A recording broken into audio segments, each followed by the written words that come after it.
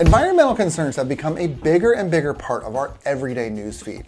Floods and fires and all these crazy things that are happening in the world right now are leading more and more people to worry more about the environment and the human's effect on the environment. And with this concern comes more and more opportunities for businesses to sell environmentally conscious products. So if you're one of those people and you are interested in figuring out the best approach to selling an environmentally conscious product, we are going all in today. We are first going to talk about the expectations that you should have when you're starting an environmentally conscious marketing strategy, because this is a little bit different than a normal marketing strategy and you need to understand those differences. Then we're going to look at how to build that brand. And then finally, we're going to look at some very important points that you need to consider when you are implementing this environmentally conscious marketing strategy. My name is Trent Kennelly. I'm a marketing strategist, and on this channel, I talk about all the things that you can do to improve your business through marketing, sales, and analytics. So if that sounds good to you and you're excited, make sure you like this video, subscribe to my channel if you're into it, comment and let me know what product you're trying to revolutionize from a sustainability perspective. I would love to know. Just shoot that down in the comments and we will talk all about it. But until then, let's get started.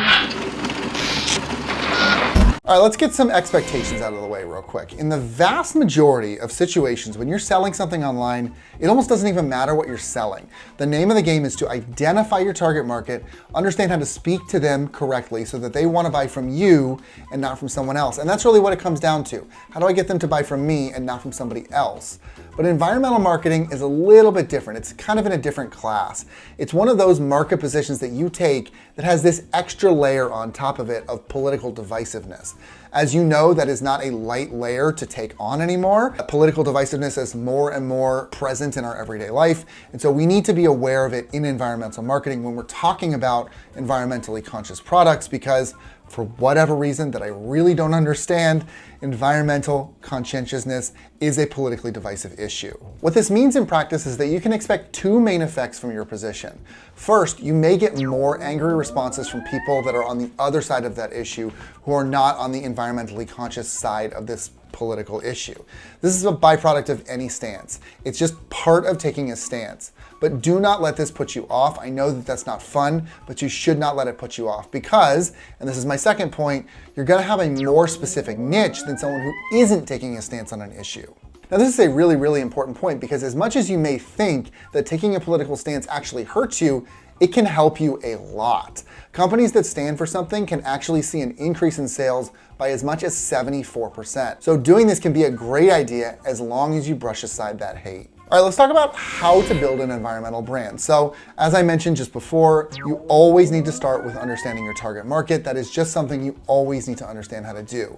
You can check out this video to get a general idea of how to identify your target market so that you can start going after them. But regardless, you're kind of an advantage here because what you're doing is you're looking at incorporating environmental issues into your business. So you know that that's part of your market already. So whether you're targeting an 18-year-old woman or a 65-year-old man, you know that they will have some interest in environmental issues because that has to be part of your target if you're going to be environmentally conscious. The next thing to consider is how you speak to your audience. So do you want people to act out of a feeling of self-preservation or a feeling of self-improvement? Now I know that that sounds kind of weird. Why are we talking about getting people to act out of self-preservation or self-improvement when we're talking about these world-changing environmental issues? Why all this self-talk? Because when it comes down to it, I don't want to go so far as to say we're selfish, but we do frame things to ourselves. So we think most often about our tribe, our family, about preserving our line above others, that sort of thing. So when it comes to huge issues like saving the planet,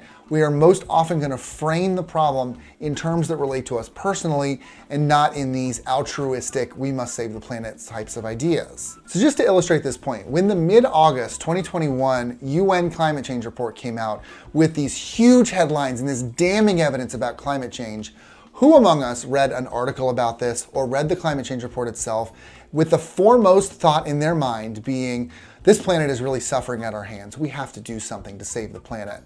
You may have thought this. That might have been something in your mind, and I'm not saying that it wasn't.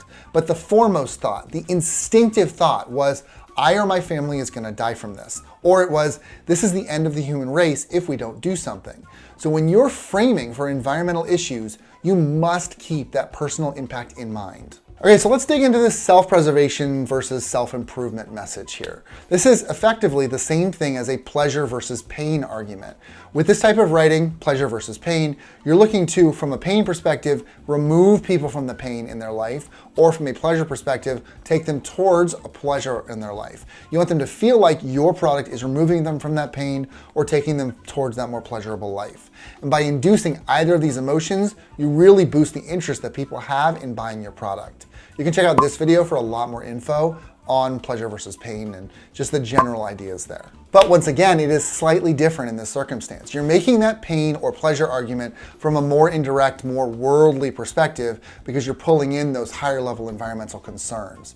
So just to understand this a little bit better, let's look at a normal pain and pleasure argument versus one that you might make to an audience of environmentally conscious people. Here's a normal pain argument.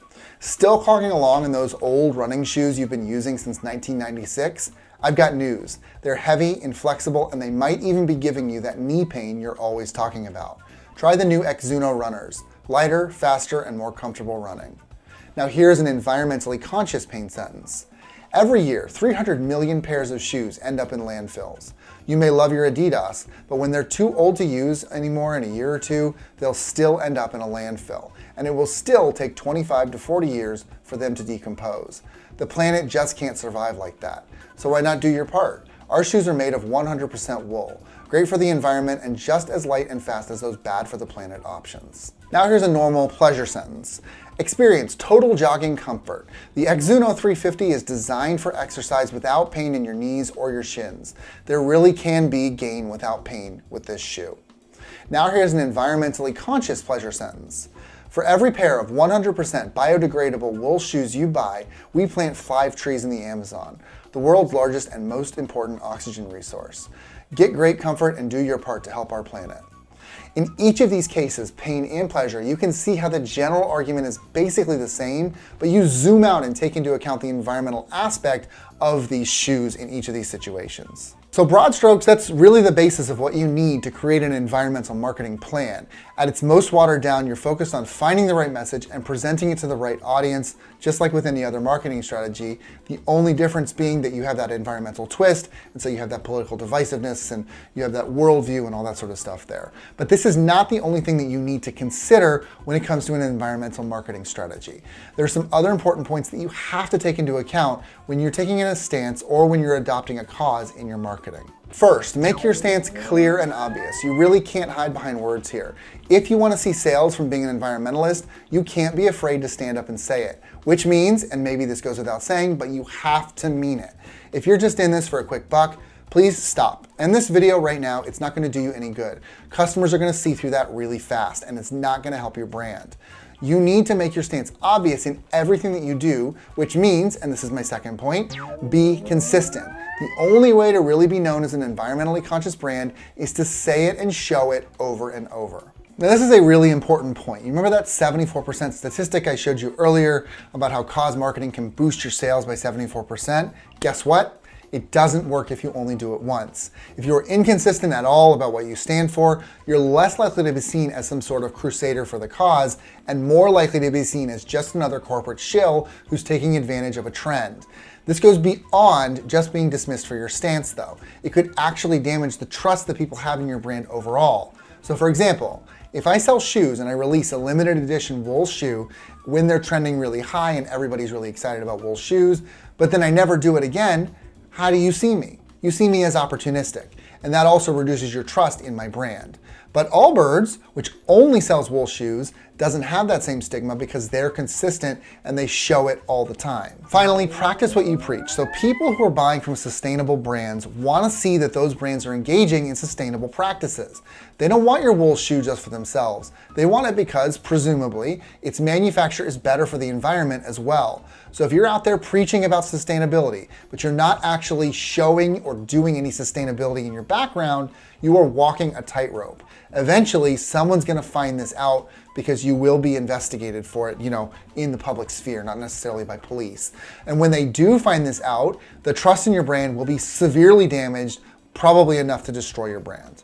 so be careful. Focusing your marketing on this cause is really noble and important, so I hope that this helped you to kind of figure out how to fine-tune that message and to figure out the right approach to it. I really think that if you're thinking about this, you should go for it, so good for you.